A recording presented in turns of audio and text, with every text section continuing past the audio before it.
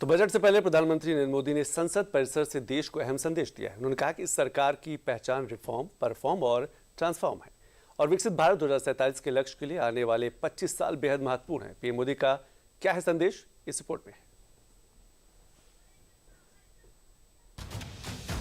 देश का ध्यान बजट की तरफ होना बहुत स्वाभाविक है, लेकिन इस सरकार की ये पहचान रही है रिफॉर्म, परफॉर्म एंड ट्रांसफॉर्म। और अब तो हम रिफॉर्म एक्सप्रेस पर चल पड़े हैं। जब सुधार केवल कागजों तक सीमित नहीं रहते बल्कि जमीन पर उतरकर आम नागरिक को सम्मान और उद्यमियों को भरोसा देते हैं, जब सरकार का जोर अपने नागरिकों को कंट्रोल करने पर नहीं बल्कि सहयोग पर होता है, तब वो देश तरक्की के रास्ते पर खुद ब खुद चल पड़ता है। और भारत भी अब उस रास्ते पर निकल चुका है जहां पारदर्शिता और आधुनिकता हमारी सबसे बड़ी पहचान होगी। रिफॉर्म एक्सप्रेस पे सवार भारत की तरक्की विकसित भारत की ओर बढ़ता हुआ अटूट कदम साबित होगी, जिसका पीएम मोदी ने गुरुवार को देश का बजट आने के ठीक एक दिन पहले संसद परिसर में जिक्र किया है। 21वीं सदी का एक चौथाई हिस्सा बीत चुका है।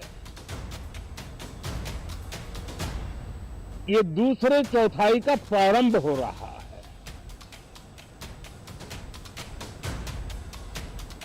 और 2047 विकसित भारत के लक्ष्य को प्राप्त करने के लिए ये महत्वपूर्ण 25 वर्ष का दौर आरंभ हो रहा है। वित्त मंत्री निर्मला जी देश की पहली वित्त मंत्री ऐसी है, महिला वित्त मंत्री ऐसी है जो लगातार 9वीं बार देश के संसद में बजट प्रस्तुत करने जा रही है। देश की राजनीति और आर्थिक दिशा तय करने वाले संसद के बजट सत्र 2026 की शुरुआत हो चुकी है।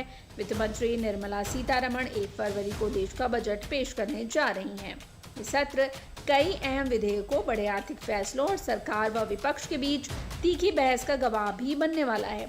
ऐसे में पीएम मोदी ने देश के सांसदों से एक बड़ा आग्रह किया है। मैं सभी माननीय सांसदों से आग्रह करूंगा कि वे आए, राष्ट्र के लिए आवश्यक समाधानों के दौर को हम गति दें, निर्णयों को हम शक्ति दें और लास्ट माइल डिलीवरी में हम सफलतापूर्वक आगे बढ़े। संसद का बजट सत्र 28 जनवरी से 2 अप्रैल तक चलेगा। इस अवधि के दौरान इंटर सेशन ब्रेक भी होगा। बजट सत्र का पहला चरण 13 फरवरी तक निर्धारित है, जबकि दूसरा चरण 9 मार्च से 2 अप्रैल तक चलेगा। इस दौरान 30 बैठकें होंगी, जिसमें सरकार की कोशिश लोकसभा में लंबित 9 विधेयकों को भी पास कराने की होगी।